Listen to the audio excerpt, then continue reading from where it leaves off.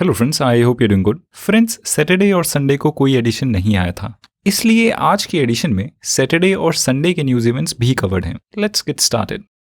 ये आज की पहली न्यूज़ है जुडिशरी से, जहां सुप्रीम कोर्ट में बिहार में रिसेंटली कंडक्ट कराए गए कास्ट सर्वे के डाटा को ना रिलीज करे जाने की पिटीशन की गई है।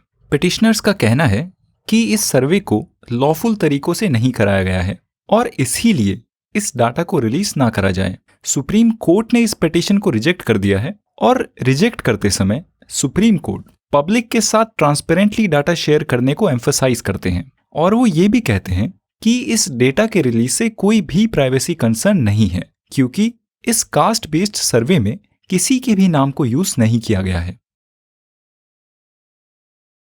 ये नेक्स्ट न्यूज है सिक्किम से, जो state I am sure you know एक नेचुरल डिजास्टर से जूझ रहा है।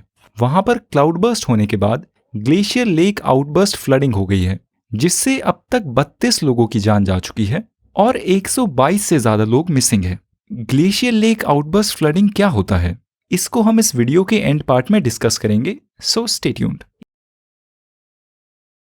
ये नेक्स्ट न्यूज है इंटरनेशनल करंट अफेयर से रिलेटेड और इसका कॉन्टेक्स्ट है नोबेल प्राइज, जो कि एक सीरीज ऑफ इवेंट्स हैं जिसको हम अपने लास्ट 2 एडिशंस में कवर भी कर चुके हैं। अगर आप इस एडिशन को फॉलो करते हैं तो आपको पता होगा कि नोबेल प्राइज इन फिजियोलॉजी और medicine, Nobel prize in physics, Nobel prize in chemistry और नोबेल प्राइज इन लिटरेचर को अनाउंस किया जा चुका है। और अब इस इवेंट में लेटेस्ट डेवलपमेंट ये है कि नोबेल पीस प्राइज को भी अनाउंस कर दिया गया है। इस साल का नोबेल पीस प्राइज दिया गया है ईरान बेस्ड एक्टिविस्ट नरगिस मोहम्मदी को। नरगिस मोहम्मदी ईरान बेस्ड एक्टिविस्ट हैं जो वुमेन राइट्स, डेमोक्रेसी और डेथ पेनल्टी के एबोलिशन जैसे इश्यूज पर एक्टिविज्म में पार्टिसिपेट करती हैं। अब आप इमेजिन कीजिए, ईरान जैसी रिग्रेसिव सोसाइटी में एक वुमेन होकर ऐसे प्रोग्रेसिव स्टेप्स में पार्टिसिपेट करना कितनी बड़ी बात है। And I must tell you कि वो इस समय काफी समय से ईरान की जेल में बंद है। ये नेक्स्ट न्यूज भी रिलेटेड है इंटरनेशनल करंट अफेयर्स से और इसका कॉन्टेक्स्ट है मालदीव्स में हुए इलेक्शंस, जहां पर एक नई प्रेसिडेंट मोहम्मद मुइज़ू को चुना गया है। और अगर आप इस न्यूज एडिशन को फॉलो करते हैं तो आपको पता होगा कि एक कॉमन परसेप्शन है कि मोहम्मद मुइज़ू एंटी इंडिया और प्रो चाइना है। तो अब इस इवेंट में लेटेस्ट डेवलपमेंट ये है कि मालदीव्स के फॉर्मर प्रेसिडेंट और currently serving as a assembly speaker Mohammed Nasheed, उन्होंने कहा है कि ये पॉपुलर नैरेटिव जिसमें बात की जा रही है कि ये नए प्रेसिडेंट प्रो चाइना है और एंटी इंडिया है, बिल्कुल गलत नैरेटिव है। कि मालदीव्स में हुए इलेक्शंस में इंडिया और चाइना के बीच का कंपटीशन कोई फैक्टर नहीं था और वहां गवर्नमेंट चेंज एंटी इनकम्बेंसी के फैक्टर से हुई है।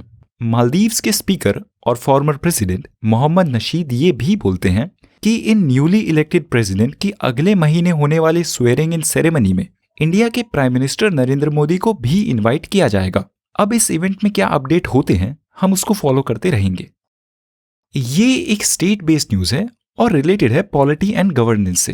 आई एम श्योर कि आपको अब तक डीलिमिटेशन कमीशन क्या होता है, इसका क्या मैंडेट होता है, इसको क्यों अपॉइंट किया जाता है वगैरह पता होगा, क्योंकि अभी रिसेंटली कंक्लूड हुए पार्लियामेंट के स्पेशल सेशन में वुमेन्स रिजर्वेशन बिल को पास किया गया है और ये लॉ इफेक्टिव होगा सेंसस के बाद होने वाले डीलिमिटेशन कमीशन के बाद। और इसीलिए डीलिमिटेशन कमीशन और सेंसस भी सिविल सर्विसेज एग्जामिनेशन के पर्सपेक्टिव से इंपॉर्टेंट है।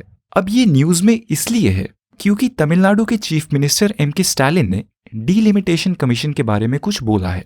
उन्होंने बोला है कि ये डीलिमिटेशन कमीशन एक कॉन्स्पिरेसी है तमिलनाडु की पार्लियामेंट में सीट्स को कम करने की, क्योंकि डीलिमिटेशन कमीशन पॉपुलेशन के बेसिस पर होता है और क्योंकि तमिलनाडु कुछ ऐसे स्टेट्स में से है जिन्होंने जनरल पॉपुलेशन कंट्रोल्स के मेजर को इफेक्टिवली इंप्लीमेंट किया है, मतलब जनसंख्या ना बढ़े, ऐसे लॉन्ग टर्म्स प्लान को इन स्टेट्स ने इफेक्टिवली इंप्लीमेंट किया है। तमिलनाडु भी उन्हीं स्टेट्स में से एक है। बाकी और स्टेट्स की बात करें तो केरला भी वैसे स्टेट्स में से एक है। और इन पॉपुलेशन कंट्रोल मेजर्स की वजह से तमिलनाडु की पॉपुलेशन रिलेटिवली बाकी और स्टेट्स के कंपैरिजन में इस समय कम है और अगर वो ये पॉपुलेशन कंट्रोल स्टेप्स ना लेते तो उनकी पॉपुलेशन ज्यादा होती। तमिलनाडु के चीफ मिनिस्टर का कहना है कि तमिलनाडु की लोकसभा में इस समय 39 सीट्स हैं और इन सीट्स को कम ना करा जाए, नाउ आई होप आपको डीलिमिटेशन कमीशन के बारे में पता होगा। अब एक बार इसको ब्रीफली मेंशन करते हैं। डीलिमिटेशन कमीशन एक कॉन्स्टिट्यूशनल नॉन परमानेंट बॉडी है जिसको कॉन्स्टिट्यूशन के आर्टिकल 82 में पार्लियामेंट के लिए और आर्टिकल 170 में स्टेट लेजिस्लेटिव असेंबलीज के लिए प्रोवाइड किया गया है। इस कमीशन का मैंडेट होता है हर नई सेंसस के बाद कॉन्स्टिट्यूएंसीज की बाउंड्रीज को रीड्रॉ करना, इस बेसिस पर कि उस कॉन्स्टिट्यूएंसीज में पॉपुलेशन के क्या चेंज हुए हैं। फॉर इंस्टेंस, अगर वहां पे पॉपुलेशन बढ़ जाती है तो चांसेस हैं कि कॉन्स्टिट्यूएंसी के साइज को छोटा कर दिया जाए, और अगर किसी केस में पॉपुलेशन वहां घट जाती है तो इस पॉपुलेशन साइज के डिक्रीज को एडजस्ट करने के लिए उस कॉन्स्टिट्यूएंसी के साइज को बढ़ा दिया जाएगा। और डीलिमिटेशन कमीशन के ऑर्डर्स को इंडिया के किसी भी कोर्ट में चैलेंज नहीं किया जा सकता, और लोकसभा या राज्यसभा वो भी इसके ऑर्डर्स को मॉडिफाई नहीं कर सकते। फिलहाल इस देश की कॉन्स्टिट्यूएंसी 2001 सेंसस के बाद हुए 2002 में डीलिमिटेशन के बेसिस पर फिक्स्ड है। ये नेक्स्ट न्यूज एक जनरल करंट अफेयर न्यूज है और इसका कॉन्टेक्स्ट है MS स्वामीनाथन, जिनका अभी रिसेंटली निधन हो गया है। तो इंडिया के प्राइम मिनिस्टर नरेंद्र मोदी ने उनके बारे में द हिंदू में एक आर्टिकल लिखा है। हम प्राइम मिनिस्टर के उस आर्टिकल को कवर करते हैं। प्राइम मिनिस्टर बोलते हैं कि MS स्वामीनाथन को याद रखा जाएगा एक ऐसे विजनरी के तौर पर जिन्होंने इंडिया में एग्रीकल्चरल साइंस को रेवोल्यूशनाइज किया। प्राइम मिनिस्टर बोलते हैं कि MS स्वामीनाथन ने एग्रीकल्चर में अपना एक करियर बंगाल में 1943 में हुई फेमीन से इंस्पायर होकर चुना था। प्राइम मिनिस्टर बोलते हैं कि 1960s में इंडिया एक ऐसी परिस्थिति से गुजर रहा था जब इंडिया में फूड ग्रेन की कमी थी और पूरे भारत में भुखमरी के हालात सर पर मंडरा रहे थे। प्रोफेसर स्वामीनाथन ने उस समय पर अपनी वीट ब्रीडिंग रिसर्च से एक नई ब्रीड को डेवलप किया जिससे इंडिया की वीट प्रोडक्शन काफी बढ़ गई, और इसीलिए MS स्वामीनाथन को father of Indian green revolution के नाम से भी जाना जाता है। उन्होंने कोल्ड रेजिस्टेंट पोटैटोज और पेस्ट रेजिस्टेंट पोटैटोज पर भी काम किया, और वो तो 1990 से ही मिलेट्स को as a super food endorse करते आ रहे हैं। प्राइम मिनिस्टर बोलते हैं कि MS स्वामीनाथन का ये रोल सिर्फ एग्रीकल्चरल साइंस तक लिमिटेड नहीं है, पर वो तो इंडियन फार्मर्स के राइट्स के एक डेडिकेटेड एडवोकेट भी थे। ये नेक्स्ट न्यूज है मिनिस्ट्री ऑफ रूरल डेवलपमेंट से, और इसका कॉन्टेक्स्ट है Mahatma Gandhi national rural employment guarantee scheme MNREGA. MNREGA generally news में रहती है फंड्स की शॉर्टेज की वजह से, और इस बार भी वो फंड्स की शॉर्टेज की वजह से ही न्यूज में है। मनरेगा स्कीम ने इस फाइनेंशियल ईयर के छठे महीने में ही अपने एलोकेट किए गए पूरे फंड को एग्जॉस्ट कर लिया है। मनरेगा को इस साल 60,000 करोड़ रुपए एलोकेट किए गए थे। ये एलोकेट किए गए फंड्स पिछले साल के कंपैरिजन में इस साल 18% कम थे, और अब मिनिस्ट्री ऑफ रूरल डेवलपमेंट ने मिनिस्ट्री ऑफ फाइनेंस से रिक्वेस्ट की है कि उनको 23,000 करोड़ के सप्लीमेंट्री ग्रांट्स दिए जाएं। और फाइनेंस मिनिस्टर निर्मला सीतारमण ने इन फंड्स के शॉर्टेज के कॉन्टेक्स्ट में बोला है कि ये मनरेगा स्कीम एक डिमांड ड्रिवन स्कीम है, और फंड्स की शॉर्टेज होने पर और फंड्स दे दिए जाएंगे, वो कोई इशू की बात नहीं है। ये नेक्स्ट न्यूज है मिनिस्ट्री ऑफ होम अफेयर से रिलेटेड, और इसका कॉन्टेक्स्ट है लेफ्ट विंग एक्सट्रीमिज्म, जो मेंस के GS3 सिलेबस का एक पार्ट है। तो होम मिनिस्टर अमित शाह एक मल्टी स्टेक होल्डर मीटिंग में बोलते हैं कि अगले 2 साल तक इंडिया से लेफ्ट विंग एक्सट्रीमिज्म को पूरे तरीके से एलिमिनेट कर दिया जाएगा। वो बोलते हैं कि लेफ्ट विंग एक्सट्रीमिज्म को सक्सेसफुली कम करने के लिए गवर्नमेंट ने काफी प्रोएक्टिव स्टेप्स लिए हैं, जैसे कि left wing extremism impacted areas में सेंट्रल आर्म्ड पुलिस फोर्सेस को डिप्लॉय करना, इफेक्टेड एरियाज में डेवलपमेंट एक्टिविटीज करना, जैसे कि वहां पर स्कूल बनाना, हॉस्पिटल बनाना वगैरह, और वैक्यूम एरियाज में जहां पर गवर्नमेंट की रीच नहीं है वहां पर कैंप्स को डिप्लॉय करना।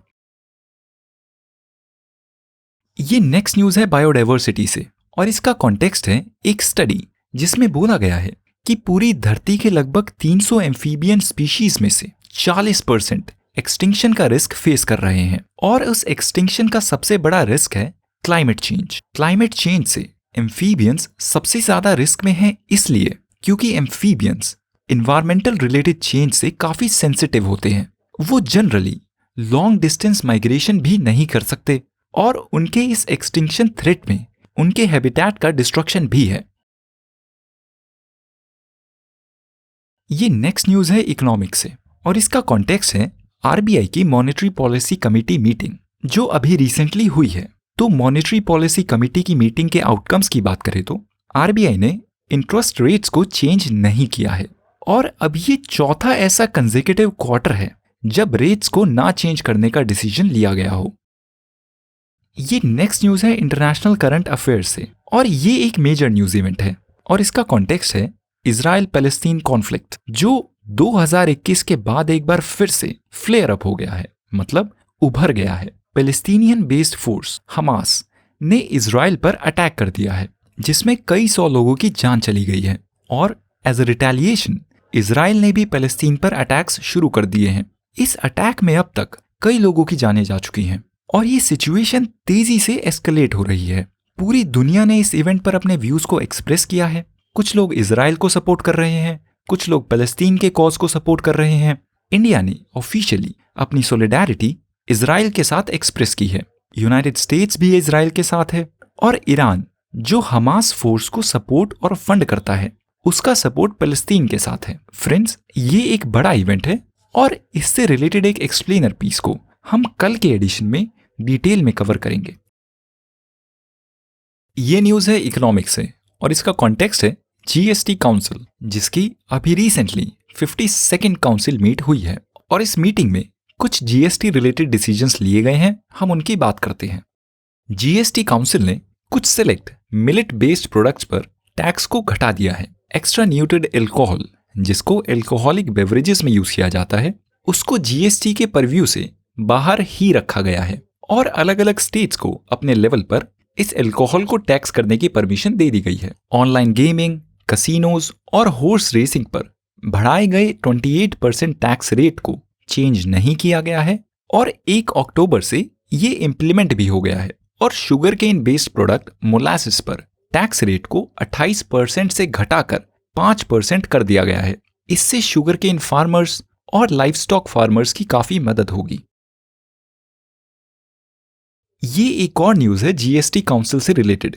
इंडिया में एक्सपोर्ट्स में हो रहे गिराव को नजर में रखते हुए जीएसटी काउंसिल ने कुछ डिसीजंस लिए हैं जिससे गवर्नमेंट की कोशिश है कि इंडिया से एक्सपोर्ट्स की बढ़ोतरी हो। इन मेजर्स की बात करें तो ऐसे service based exporter, pay attention, service based not product based, ऐसे सर्विस बेस्ड एक्सपोर्टर्स जिनको पेमेंट्स रुपीज में मिलती है उन एक्सपोर्टर्स को अब एक्सपोर्ट रिलेटेड टैक्स क्रेडिट दिए जाएंगे। आई होप आपको पता है कि इंडिया की काफी सारी कंट्रीज के साथ लोकल करेंसी में ट्रेड के एग्रीमेंट्स हैं। फॉर इंस्टेंस यूएई के साथ, रशिया के साथ वगैरह।